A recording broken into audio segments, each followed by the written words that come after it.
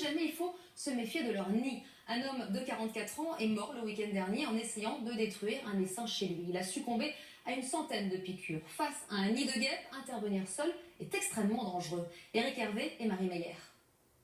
Masque, combinaison, gants et un téléphone qui ne cesse de sonner. Ce matin, Thierry Decuré a été contacté en urgence par ce propriétaire qui a découvert 2 essaims de guêpes chez lui. Dans le mur en face de chez mon voisin, j'ai déjà un nid de guêpes. Ce matin, en plus, en ouvrant ma cave voûtée, pour sortir des tonneaux, je me suis aperçu qu'il y avait un énorme essaim de guêpes dans le coin de la porte. Oui, j'ai bien compris. Merci, monsieur. Très sollicité ces dernières semaines, ce professionnel réalise 3 à 4 interventions par jour dans le Jura. C'est 2 fois plus que les années précédentes à la même période. Elles sont là pour faire des guêpes.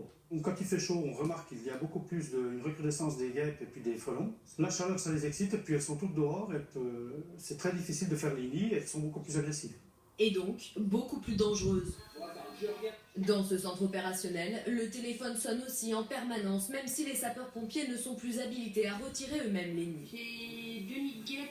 La semaine dernière, ils ont dû intervenir 5 fois pour des malaises suite à des piqûres. Bilan, un blessé grave et un décès. Sur cette propriété, le compagnon de Muriel, âgé de 44 ans, a succombé après avoir été piqué une centaine de fois. Ça s'est passé là, au pied du compost.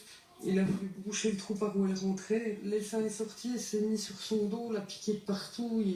En 15 minutes, il s'est écroulé. Le père de famille n'était pas allergique. Selon le ministère de la Santé, les piqûres d'abeilles, de guêpes et de frelons provoquent chaque année 15 décès en France. À l'étranger, des images impressionnantes nous sont parvenues aujourd'hui.